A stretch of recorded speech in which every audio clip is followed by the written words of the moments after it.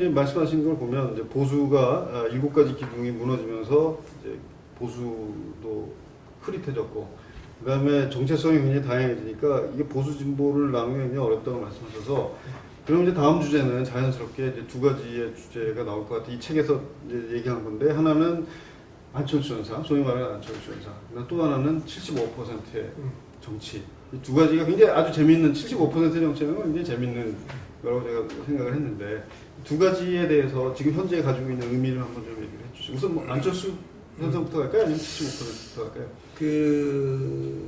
이제 보수가 이제 뭐 흔들린다고 얘기할 때 보수는 우리나라의 두 가지 이제 프리즘으로 세상을 봤거든요. 안보하고 성장이에요. 그렇죠. 네. 이것을 이제 그러니까 북한하고 돈이죠.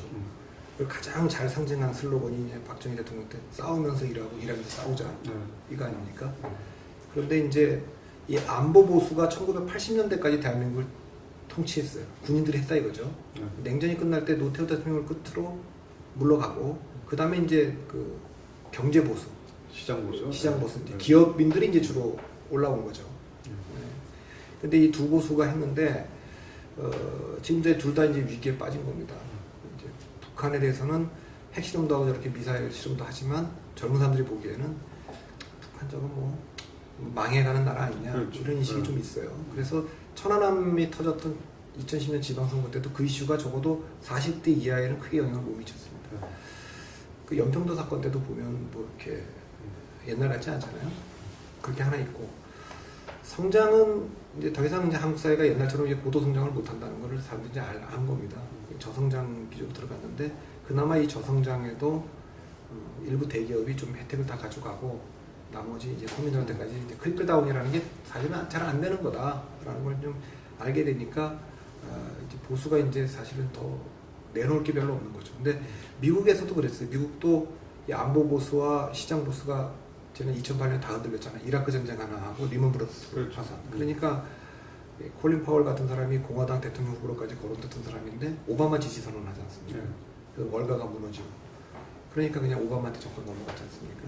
그러나 미국의 보수는 안보 보수와 시장 보수 외에 사회 보수가 있어요. 그래도 전통적으로 기독교를 기반으로. 근데 우리나라는 지금 보수가 사실은 없죠. 그 사회적인 문제나 문화적인 문제에 원칙을 갖고 있는 보수가 현재 지금 없죠. 그러면서 이제 보수도 혁신을 해야 되는 어떤 그 새로운 의제를, 또 새로운 보수가 나와야 되는 그런 데 지금 놓여 있는데, 안철수의 등장은 저는 이렇게 그 신보수에게, 이분은 참 독특한데 저는 안철수 개인이 정치적인 파괴력이 얼마나 되는지 잘 모르겠습니다. 그러니까 대한민국 국민들이 지금 찾고 있는 건 안철수 같은 사람을 원하는 거지 안철수를 원하는 건 아니다. 그렇죠.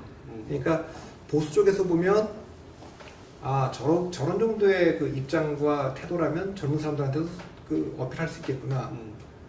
또 이 진보 쪽 입장에서 보면 저 정도의 그 입장을 가지면 합리적 보수 중간표를 좀 가져올 수 있겠구나라는 걸 보여주는 어떤 신호죠. 그러니까 어느 쪽에서 보면 본인은 그런 표현을 싫어할 텐데, 그러나 전통적 입장에서 보면 신보수의 탄생이라고 볼 수도 있고 신진보의 탄생이라고 볼 수도 있는 겁니다. 애매하네요. 애매하죠. 그러니까 그게 진보 쪽 입장에서 보면 뭐 제3의 길일 수 있는 거고, 뭐 보수 입장에서 보면 그 이제 신보수일 수도 있는 거고, 그런 거를 상징적으로 좀 보여주는 지점에 있다. 그것을 지금 기성 정당들이 조금 한번 고민해봐야 되는 지점이다라는 거죠. 그분의 정책 파괴력과는 별개로 그런 점은 분명히 있다라는 왜 안철수 같은 사람을 원하는지, 그게 사실 제일 궁금한 이유 중에 하나인데, 지금 뭐 사회적 분노도 사실은 비슷한 입장을 갖고 있는 분이 조은찬 이제 전 총리 같은 분들도 사회적으로 대기업과 중소기업 간에 있어서의 문제라든가 FTA에 대해서도 뭐 일정 정도는 좀 유보적인 입장을 취했고, 그러면서도 찬성을 하고, 이게 근데 사람들이 조은찬 총리에 대해서는 열광을 하지 않지만, 물론 옛날엔 좀 열광을 했는데 안철수에 대해서는 열광을 하고, 마찬가지의 이 운명을 걸릴 가능성이 많은가요? 안철수 교수의 왜 열광을 이렇게 하는지 모르겠어요. 저는 안철수 교수하고 리먼 브러더스하고 비교를 좀 이 책에서 해봤는데, 2008년도에 이제 미국 사람들이 이번 대통령 선거는 이제 오바마가 승리할 거다. 그 이유가 뭐냐면 두 가지 이유가 있다. 이라크 전쟁이 잘못됐다. 그리고 미국 경제를 잘못 가고 있다. 이라크 전쟁 잘못했다는 건 이미 2006년도부터 드러나기 시작해서 중간 선거에서 민주당이 이기거든요. 그렇죠. 그리고 오바마가 이미 독트린을 발표해요. 18개월의 철분 뭐 이런 게 있는데 경제에 대해서는 서프라임 모기지가 문제가 있지만 미국 경제 문제가 뭔지를 한마디로 딱 설명하는 사람이 없는 거예요. 그러니까 사실 9월 초 가면 맥케인이 사라 펠린하고 그 전당대회에 등장하니까 앞서기 시작해요. 약간이지만. 그렇죠. 네. 근데 9월 15일 날 리먼 브라더스가 파산합니다. 그리고 월가가 아주 그냥 무너지죠. 그때 사람들이 안 가요. 바로 저거다. 우리가 설명 못했던 게 뭐냐면 저 월가, 저거의 탐욕. 그것을 보고서 이제 안 거죠. 안철수도 비슷하다고 봅니다.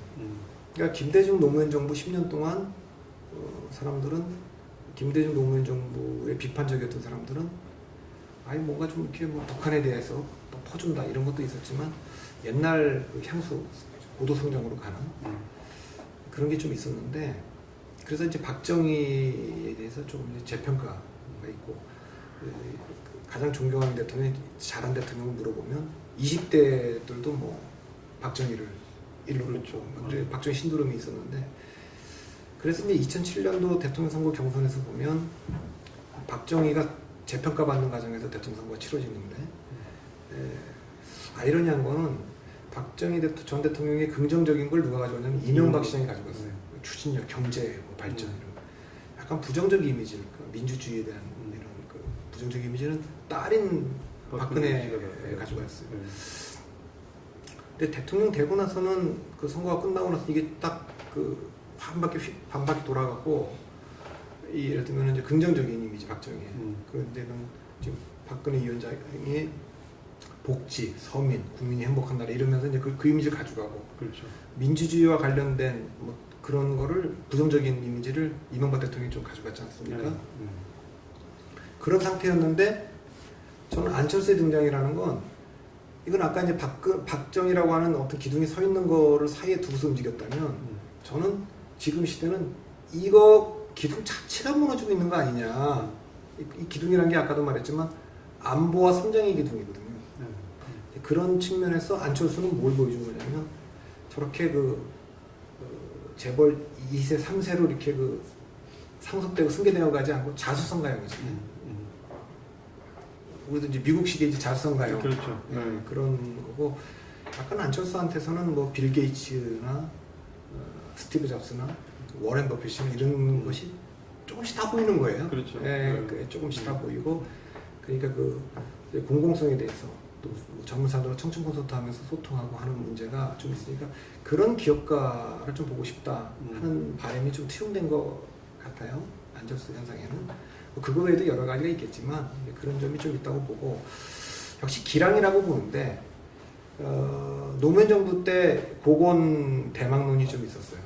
근데 고건 후보가 뜬 게 탄핵되고 나서 총리였으니까 이제 그 대통령 권한 대행을 좀 하면서 상대적으로 이제 노무현 대통령이 조금 불안한 행보를 했잖아요. 뭐 말도 그렇고 그러니까 안정된 그 고건이 좀 기량으로 좀 떴다면 지금 안철수는 이명박 대통령의 기량으로 좀 뜨고 있는 거다. 그 기량이라는 게 일종의 공공성. 이명박 대통령이 이제 전국 운영을 하는 거 보면 그런 가장 이명박 대통령에 대해서 아픈 평가가 정권을 잡은 게 아니라 이권을 잡았다. 뭐 이런 얘기하고 특히 이제 그게 뭐 옛날처럼 엄청나게 무슨 이권에 개입했다기보다는 인사라든가 이런 데서 특히 도드라지게 드러나는 거 아니겠습니까?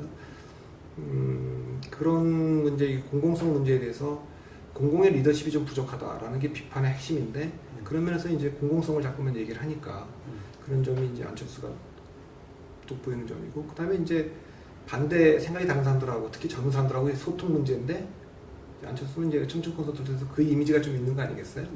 그러니까 다분히 좀 이명박 대통령의 기량으로서 조금 좀 뜬 측면도 좀 있다. 그렇기 때문에 그 미래에 대해서는 저는 아직까지 잘 모르겠습니다. 아까 뭐 처음에 말씀하실 때 이제 정치 우위의 시대에서 경제 문화 우위 시대로 옮겨갔다고 했는데 그런 의미에서 사실은 뭐 MB도 경제인 출신이고 그다음에 안철수도 경제인 출신인데 CEO에서 또 다시 CEO로 넘어가는 길항을 소위 말하는 CEO의 다른 길항의 CEO를 찾는다는 면에서 뭐 경제 우위의 시대에 나타나는 것 같긴 하지만 아까 그 예를 든 사람 중에 뭐 빌 게이츠라든가 스티브 잡스라든가 뭐 워렌 버핏 이런 사람들은 안철수의 이미지가 투영이 돼 있는 사람이긴 하지만 본인들이 대통령이 되겠다라고 얘기하는 사람은 단 한 사람도 없단 말이에요, 미국에서.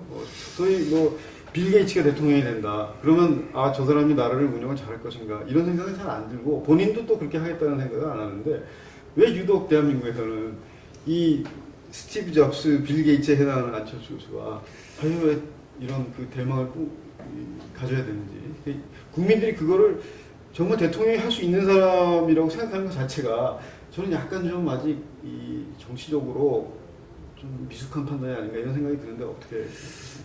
그거는 뭐 그러면 뭐 군인 출신이 정치를 잘하냐, 정치인 출신이 잘하냐, 기업인 출신이 잘하냐, 시민운동가가 잘하냐, 교수 출신이 잘하냐, 잘 모르겠어요. 네. 다만 이제 경제인 출신이 뭐 경제 문제를 또 잘 못한다 이런 또 많은 또 근거들이 있어요. 그런데 그렇게 보는 것 중에 하나는 이제 자연스럽게 아까 75% 민주주의로 연결되는지 모르겠습니다만 우리가 이제 왜 다수결로 안 하냐, FTA도 그렇고 국회에서 표결하면 되지 이렇게 뭐 매번 할 때마다 이렇게 점거하고 못하게 하고 이러냐 이렇게 얘기를 하는데 사실 다수결이 51대 49 아닙니까? 그렇죠. 근데 그럼 51대 49로 선거가 끝나더라도 일단 토론을 열심히 하고 대화 타협을 시도해보다 안 되면 마지막에 표결을 하고 그 표결을 해서 그걸 추진했던 세력은 다음 선거에서 심판받고 뭐 이렇게 하자는 거 아닙니까? 뭐 이상론적인 얘기고 어쩌면 그것도 옳은 얘기 중에 옳은 얘기일 겁니다. 그런데 사실 엄밀한 의미에서 51대 49가 정말 엄밀하게 작동되는 데는 민주주의보다는 주주자본주의 아닙니까? 그렇죠. 주주자본주의는 51% 지분을 갖고 있으면 마음대로 하잖아요. 인사도 뭐 그렇기 때문에 저는 CEO 출신들이 갖고 있는 그 위험성은 굉장히 좀 효율성만 강조한다. 생산성, 효율성. 근데 정치라는 건 그런 게 아니거든요. 윤여준 씨가 안철수에 대한 비판을 그런 식으로 좀 하셨죠, 그죠? 효율성을 강조하는. 네, 그래서 그런 쪽을 그래서 이게 칭찬인지 비판인지 모르겠지만 결국 안철수에 대한 평가 중에 착한 이명박이다라는 표현이 이제 그런 거 아니겠어요? 칭찬으로 들어야 될지 아니면 비판으로 들어야 될지 모르겠지만 이제 그런 거다 이렇게 보이고 그래서 제가 사실 이제 51대 49라는 민주주의를 제대로 하는 나라가 어딘가 이렇게 보면 사실 미국은 이렇게 하죠. 미국은 연방국가고 그러니까 그걸 유지하기 위해서 사실 대통령 선거에서 선거인단 한 명이라도 더 이기면 의회와 행정부의 고위직이 다 짐 싸서 나가잖아요. 그렇죠. 그리고 그 역관제라고 하죠. 다 또 들어가고 책임을 지고 의회에서도 한 석이라도 더 많이 이기는 정당이 상임위원장을 다 가져가잖아요. 그렇죠. 근데 우리는 지금 어떻게 됐냐면 사실 지금 뭐 아주 고위직들 빼고는 그 공무원들은 다 지금 정년이 보장돼 있고 임기제 아닙니까? 그렇죠. 그 임기제 임명돼 있는데 임기가 끝나기 전에 정권 바뀌었다고 나가라 그러면 내쫓는데 성공해도 소송 걸려갖고 다시 다 복귀하잖아요. 뭐 이번 정권에서도 많이 봤고요.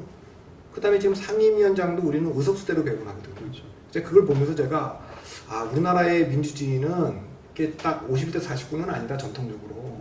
그러면 몇 퍼센트 정도면 이게 승복을 할까? 51대 49도 승복을 안 하는데 60대 40이면 승복을 할까? 60대 40도 승복을 잘 안 하는 것 같아요. 그래서 제가 곰곰이 생각을 해봤어요. 가만히 보니까 노무현 대통령 탄핵됐을 때 그렇죠. 그날 여론조사를 딱 해보니까 탄핵이 잘 됐다. 이 25%가 안 돼요. 탄핵까지 한 거는 좀 심했다. 이게 한 75%가 됩니다. 그러니까 조용해요. 반대 찬성파들이 조용해져요. 그래서 제가 그때 보고 금융실명제 때도 그랬고. 그렇죠. 이게 75대 25 정도면 그러니까 4명 중에 3명이 찬성하면 1명은 조용해지는구나 라는 걸 제가 이제 느낀 거예요. 그래서 이제 그걸 위한 조치로 우리가 지금 이게 갈등이 많은 나라니까 몇 가지 조치를 취하자. 첫 번째, 대통령 선거제를 결선 투표제로 도입하자. 지금 프랑스가 이번에 했잖아요. 근데 우린 지금 87년도 대통령 선거가 부활된 이후 5명의 대통령이 50% 넘은 사람이 한 명도 없어요. 그렇죠. 노태우 대통령이 36.6으로 대통령이 됐거든요. 그러니까 저는 한 나라의 우리나라 유권자의 50% 이상이 최종적으로는 지지를 해줘야 정통성을 확보한다고 좀 봅니다. 따라서 나는 대통령만이 아니라 당내 대통령 후보 선출도 결선 투표제 하는 게 좋다. 원내대표는 다 그렇게 하고 있지 않습니까? 예, 그렇죠. 그렇게 하는데 그렇게 정통성이 있는 거거든요. 예, 그렇게 하는 게 좋겠다는, 뭐 75%까지 되지는 않더라도요. 예, 그게 좋겠다 하는 게 있고요. 두 번째는 국회의원 선거도 지금 한 석이라도 한 표라도 더 많으면 되는 거 아닙니까? 중대 선거구를 주장하시는 예, 거죠. 그래서 뭐 이제 그걸 이제 지금 다당제로 가는 게 좋겠다라고 얘기를 좀 저는 하는 건데, 그래서 그 이제 그 첫 번째는 이제 우선 당선자의 그 지지율합을 75%에 가깝게 해주자. 낙선자 지지율합을 한 25% 밑으로 좀 만들어 줍시다. 그러니까 대한민국 국민의 한 75%가 당선된 사람한테 표를 던진 걸로 만들자. 그래야지 뭐 좀 반대 목소리가 좀 잦아들 거 아닙니까? 그렇죠. 네, 정당성도 확보되고. 네. 근데 저랑 저희 같이 그 대담했던 저 프레시안의 강양구 기자는 투표를 빠지지 않고 했는데 한 번도 당선된 사람 표에 던져본 적이 없다는 거예요. 네. 그러니까 이제 그래서 그렇게 하자. 그럼 중대선거구제를 하면 되지 않습니까? 그렇게 하면 예를 고양시가 있다. 4명 뽑습니다. 지금 고양시에. 수원도 4명 뽑고 이렇게 하는데 거기에 4명을 그대로 뽑는데 이걸 단일 선거구로 하면 새누리당과 민주통합당은 아마 2명 내지 3명 복수 공천할 수 있을 거예요. 그렇죠. 그 통합진보당도 1명만 내면 되거든요. 거기. 그러면 자연스럽게 원내 교섭단체 할 겁니다. 아주 지금 보수적인 정당인 사람들도 새누리당이 뭐 왜 이렇게 중도로 가고 실용으로 가고 그러냐, 보수를 제대로 해야지 이렇게 주장만 할 게 아니라 보수 정당 할 기반이 만들어지는 거죠. 예, 그렇게 하는 게 좋겠다 그런 생각을 좀 하고요. 저는 우리 대한민국의 문제가 이제 지역주의가 핵심 문제가 아니고 두 개의 정당으로 지금 국민을 대변하기 어려워졌다. 이건 우리나라만의 문제가 아니라 저는 그렇죠. 미국도 그렇고 전 세계적인 네. 문제라고 네. 봐요. 아까 말했지만 이슈가 굉장히 다양해지고 정체성이 다양해졌는데 세계관이 두 개, 어떻게 두 개가 결정하겠어요? 그렇다고 또 한 10개쯤 해놓으면 선택하기가 어렵잖아요. 그러니까 4개 정도가 좋겠다. 그래서 제가 여기서 얘기한 거는 좌파 쪽에 2개 정당. 지금 통합진보당이 시끄럽습니다만 그것도 이름 이상하게 짓지 말고 그냥 진보당. 그 다음에 민주당. 역사적으로 다 우리나라에 있었던 정당 아닙니까? 2개 정당이 있고 우파 쪽에 2개 정당인데 하나는 시장에다 좀 맡겨두자. 괜히 어설프게 정치가 개입하지 말고 하는 자유당. 또 하나는 아니 시장이라는 게 불안전한데 어떻게 그냥 다 냅두냐. 개입을 좀 해야지. 공화당.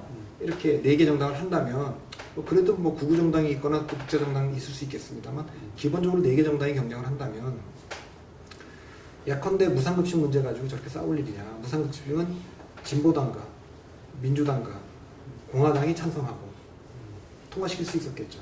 아까 말한 4개 정당 중에 3개 정당 75%가 동의한다. 반대로 뭐 FTA 같은 경우에는 한미 FTA 같은 경우는 자유당, 공화당, 민주당. 실제로 지금 민주통합당 내에 한미 FTA 찬성한 분들이 많았어. 쟤는 공천 과정에서 정체성이 그런 사람들은 나가라 막 그랬던 거 아닙니까? 그러니까 그런 분들은 좀 진보당과 민주당 좀 갈라서서 이렇게 하는 게 좋겠다 하는 게 또 이제 다당제로 가자는 거고요. 또 하나는 대한민국 정치 지금 핵심적인 문제가 행정부와 입법부의 관계를 제1의 관계로 보지 않고 여야의 문제, 보수와 진보의 진영의 문제를 제1의 관계로 보는 거 아닙니까? 그러니까 여당의 국회의원들은 청와대의 눈치를 보고 청와대 행동대처럼 한단 말이죠. 통법부, 법도 다 이 관료들이 만들고 국회의원 통과만 시키고 이렇게 되니까 저는 그 대통령과 이 그 여당이라고 할지라도 입법부 국회의원들의 관계가 좀 긴장 관계가 있어야겠다. 따라서 저는 대통령 선거와 국회 선거를 한 달 치르는 걸 좀 반대합니다. 저는 중간 선거제도를 둬서 대통령 선거와 그 2년 뒤인 총선거에서 좀 이렇게 교차로 해서 미국은 그렇게 중간 선거제도 그렇죠. 그러니까 중간 평가를 할 수 있지 않습니까? 그렇게 해야 여당도 자기들이 살아남기 위해서는 대통령을 견제하고 이제 그렇게 하는 게 좋겠다. 그리고 꼭 국회의원 임기를 4년씩이나 해야 되느냐? 2년 하는 게 어떻겠느냐? 선거가 많으면 저는 좋다고 보는 사람입니다. 왜냐하면 민주주의라는 게 또 선거라는 게 컨설팅 회사를 해서 근데 가장 저렴하게 그 이 갈등을 해소하는 검증된 방법이에요. 선거라는 게. 예, 그렇게 2년에 한 번 하면 선거 떨어진 분들도 선거할 때 그렇게 전쟁처럼 안 합니다. 왜냐하면 2년이라는 건 떨어지고 나도 풀을 털고 한 일주일 정도 어디 여행 갔다 온다면 바로 또 선거 준비하면 되거든요. 당선된 사람도 긴장을 늦추지 않고 바로 또 일을 하고. 미국 하원이 임기 2년 아닙니까? 2년이 또 충분하다고 좀 보고요. 뭐 그런 것들 때문에 전 75% 민주주의를 하자는 건 옛날에 90년의 3당 합당이라는 게 통치 기반의 확대를 위해서 취해진 조치라면 지금은 국민들의 참여 기반의 확대를 위해서 좀 이렇게 하자라는 겁니다.